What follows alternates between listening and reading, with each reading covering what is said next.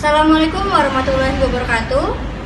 Kami dari kelompok 2 mata kuliah Psikososial dan Budaya akan menampilkan video mengenai tradisi suwuk. Dan ini merupakan pembagian tugas dan peran dari kelompok kami, yaitu saya sendiri, Husnul Feratriansyah sebagai ibu dari bayi. Saya Malaksana Putri sebagai bibi. Saya Anandara Piranti Kusuma Dewi sebagai paman. Saya Alia Medisa Putri sebagai nenek. Saya Malisti sebagai perawat edukator 2. Saya Korea Punyakatami sebagai perawat 3. Saya Azli Suturahma sebagai dukun. Saya Danila Ramana sebagai perawat edukator 1. Saya Dita Pratiwi sebagai perawat pemeriksa. Saya Rahayudi Supriyati sebagai bapak dari bayi. Sekian pembagian peran dari kelompok kami. Mohon maaf apabila ada kesalahan. Selamat menyaksikan. Terima kasih. Demamnya Sita belum turun juga, Bu. Iya Pak, ini demamnya Sita belum turun-turun loh Pak. Padahal sudah aku kompres dari semalam. Ya udah kita bawa ke puskesmas aja, gimana Bu? Takut kenapa-napa sama Sitanya. Ya udah aku siapin perlengkapan dulu ya. Ya boleh sih Sitanya sama aku.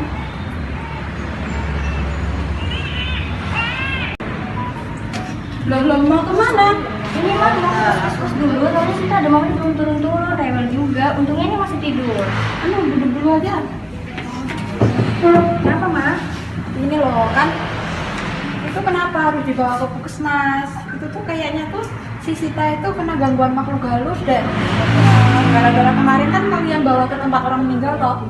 Aduh, terus gimana Ma? Gini aja, nanti mama panggilkan ibu dukun Ibu Ijah, biar nanti demamnya sembuh. Bu Karina itu kan diganggu makhluk halus. Tapi ke puskesmas dulu lah Mbak, nanti kalau nggak sembuh baru kita ke sana. Aduh, langsung mama panggil aja Bu Ijahnya. Mama takutnya terjadi apa-apa sama Sita. Ya udah Mbak, boleh.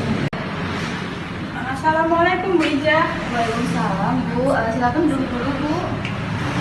Kok udah apa ini Bu Ijah, saya mau tanya, Bu Ijah bisa bantu saya buat itu nggak, ngobatin cucu saya itu kayaknya kena gangguan makhluk halus deh. Soalnya itu tuh gara-gara sebelumnya tuh anak saya itu tuh bawa cucu saya ke tempat orang meninggal. Oh iya, bisa Bu. Nanti saya akan ke rumah, terus nanti saya obati ya Bu. Terima kasih ya Bu Ijah. Waalaikumsalam. Sitanya kenapa ya, Dok? Masih rewel? Iya Mbak, masih rewel Sitanya. Bentar. Ada air putih? Ya ada Mbak, bentar ya Mbak.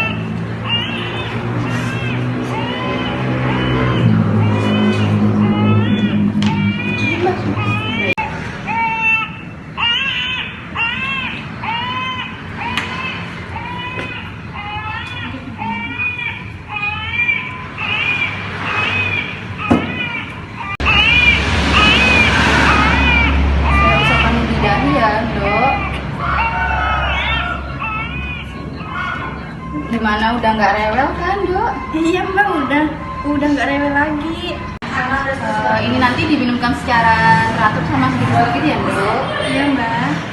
Lebih baik kalau begitu, Simba pamit ke rumah dulu ya, Dok? Iya Mbak. Makasih ya, Mbak. Ya ada sedikit urusan ya Mbak.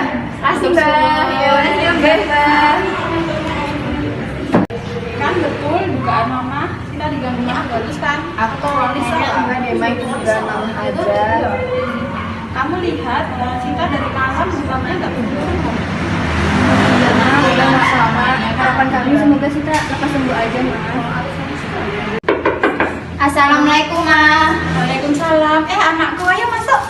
Ma, tumben rumah kok sepi. Sita di mana? Oh iya, ini kami bawakan buah-buahan dan juga baju cantik-cantik loh Ma. Ini Mas bajunya. Oh itu nak, Sita tuh lagi sakit, demamnya tuh nggak turun-turun. Nah, tadi pagi ibu sudah bawa ke dukun. Loh kok ke dukun Mah? Kenapa nggak langsung ke puskesmas aja? Iya, Mbak, itu kata Mama kemarin gara-gara istri saya tuh ngelayat, jadi kena makhluk halus gitu, Mbak. Iya itu gara-gara ibunya bawa ke tempat orang meninggal jadinya sakit Sitanya. Oh ya udah, Ma, kalau begitu aku mau lihat Sita dulu. Ayo, Dek. keadaan Sita gimana, Mbak? Ini Mbak, dia masih demam gitu loh Mbak, belum turun-turun. Dan ini dia lagi nggak mau nyusu juga. Aduh, kasihan banget Sitanya. Mbak, boleh aku gendong nggak? Ya boleh Mbak. Wah, iya nih demamnya tinggi. Kita bawa ke puskesmas aja kali ya. Iya Mbak, ayo kita bawa Sita ke puskesmas aja. Bu, ayo kita bawa Sita ke puskesmas aja ya. Sepertinya ini mau dibawa ke puskesmas aja Mas, soalnya ini loh demamnya belum turun juga. Tunggu aja dulu airnya bereaksi. Ampuh itu airnya. Ma, kami tahu maksud dan tujuan Mama terhadap Sita itu agar lekas sembuh. Tapi alangkah lebih baiknya Sita itu mendapatkan perawatan dari puskesmas juga kan, Ma? Ya udah, terserah kalian saja. Ayo kita bawa Sita ke puskesmas aja. Kita naik mobil aja yuk. Ya udah, iya Mas. Terima kasih ya Mas, Mbak. Ayo Mas, ke puskesmas. Assalamualaikum Mbak, selamat pagi. Waalaikumsalam Mbak, pagi. Silahkan. Gimana Ibu? Ini Mbak, anak saya demamnya belum turun-turun dari kemarin. Padahal sudah dikompres sama kemarin itu pengobatan tradisional juga sih di desa. Oh ya Bu, anaknya namanya siapa dan umurnya berapa ya? Anaknya namanya Sita Mbak, usianya 8 bulan. Oh iya, baik. Saya periksa dulu ya. Oh iya Mbak. Baik Ibu, pemeriksaannya sudah selesai ya. Nanti Ibu bisa mengambil obatnya di apotek. Iya Mbak. Permisi ya. Ada apa ya Mbak ini? Ini adanya demam tinggi, terus kemarin sempat pemeriksaan di desanya itu menggunakan dukun. Oh, saya sempat dengar ya dari uang sebelah dulu gitu. Nah, kebetulan saya di sini adalah perawat edukator atau pemberian penyuluhan ya Bu ya. Sebenarnya seperti ini, secara sederhananya memang pada dasarnya budaya dan lingkungan kita ke pengobatan modern itu berdampingan dan kita saling membutuhkan. Tujuan dari pengobatan tradisional kan juga untuk menyembuhkan. Tapi alangkah lebih baiknya jika memang kondisi dari pasien ini cukup parah, langsung dibawa ke pelayanan kesehatan. Soalnya kan kita nggak tahu ya parahnya penyakit dan kerentanan tubuh kita itu bagaimana. Jadi di sini saya ingin menawarkan apakah Bapak dan Ibu bersedia untuk mengikuti penyuluhan mengenai budaya dan juga pengobatan modern.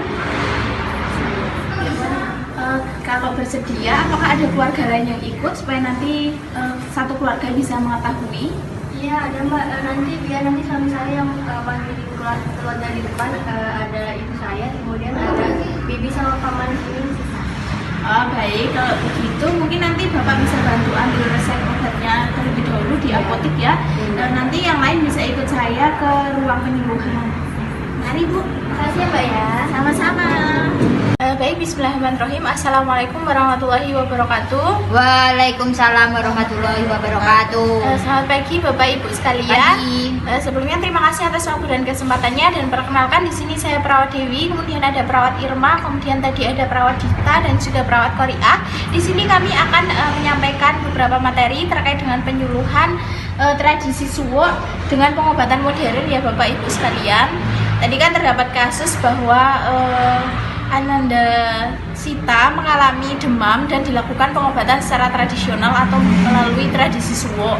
Nah, di sini kami akan memberikan edukasi apa sih tradisi Suwo itu, kemudian apa manfaatnya dan bagaimana penanganan yang seharusnya dilakukan ketika anak itu mengalami demam dengan pengobatan modern. Di sini kami akan mulai penyuluhannya ya Bapak Ibu sekalian. Ya. Monggo. Siap. Baik Bapak Ibu, sebelum masuk ke penyuluhan kami ada beberapa minuman supaya nanti ketika kami melakukan penyuluhan tidak terlalu bosan ya Pak Bu. Makasih ya Mbak.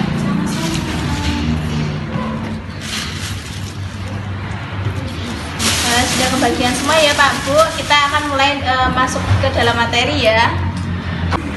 Baik Bapak Ibu, kita mulai ya untuk penyuluhan hari ini. Di sini ada tradisi Suwo dan pengobatan modern. Sebelumnya Bapak Ibu di sini ada yang tahu nggak itu tradisi Suwo itu apa? Itu Mbak, setahu saya tuh Suwo itu tuh seperti pengobatan tradisional dari turun temurun. Nenek moyang saya selalu pakai pengobatan itu kalau sedang sakit, demam. Baik, terima kasih Ibu ya atas jawabannya. Secara sederhananya memang seperti itu. Namun saya akan perjelas lagi ya menggunakan materi. Sebelumnya kita membahas dulu definisi dari balita. Ini kan ibunya nenek dan ibu juga memiliki balita atau bayi ya. Secara sederhana balita adalah anak di bawah 5 tahun atau sering disingkat anak balita. Balita adalah anak yang telah menginjak usia di atas 1 tahun sampai 5 tahun. Biasa digunakan perhitungan bulan yaitu usia 12 sampai 59 bulan. Kemudian pertumbuhan dan perkembangan sel-sel otak pun masih berlangsung dan jadi pertumbuhan serabut-serabut saraf dan cabangnya sehingga terbentuk jaringan dan otak yang kompleks. Ini akan sangat mempengaruhi kinerja otak dari kemampuan belajar, berjalan, kemudian berbicara dan bersosialisasi. Selanjutnya kita akan membahas apa itu tradisi suwo seperti yang tadi dikatakan oleh nenek dari bayi ya.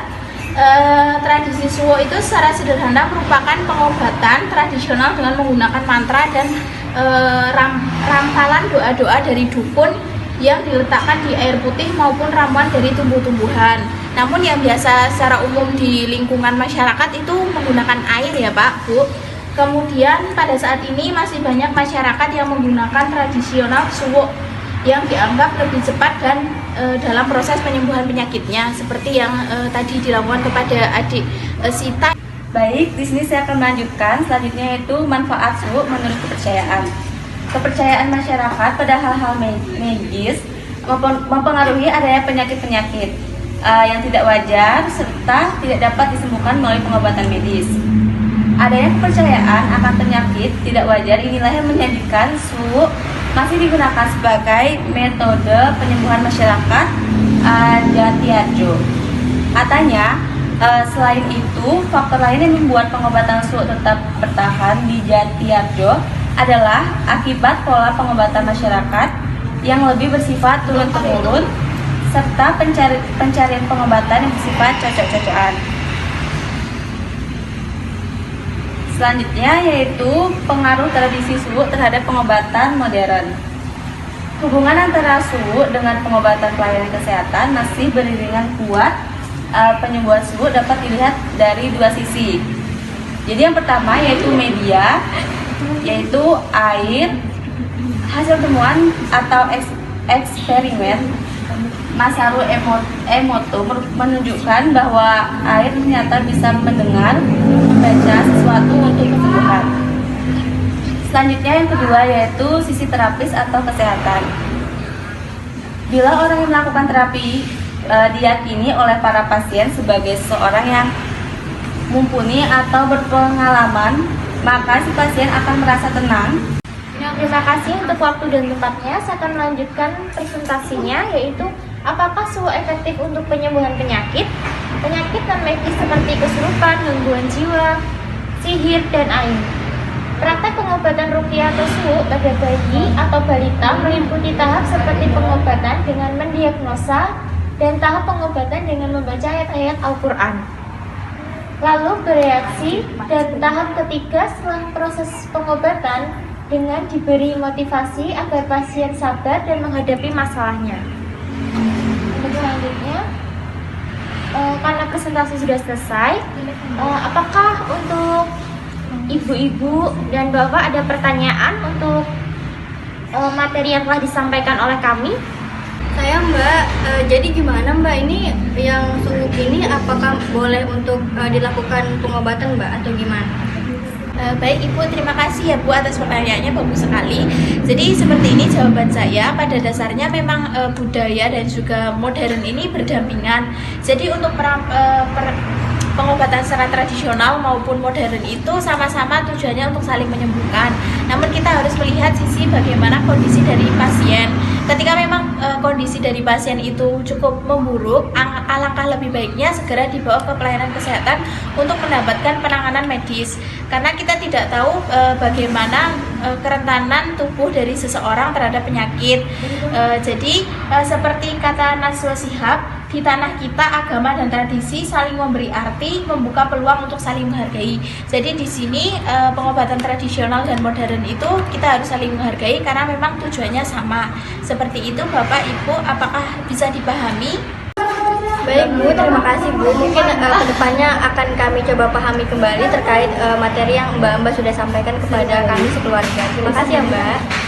Baik Bapak Ibu, mungkin itu yang dapat kami sampaikan. Ini sudah berada di penghujung acara. Terima kasih Bapak Ibu atas antusiasnya. Semoga materi ini dapat menambah wawasan dari Bapak dan Ibu ya.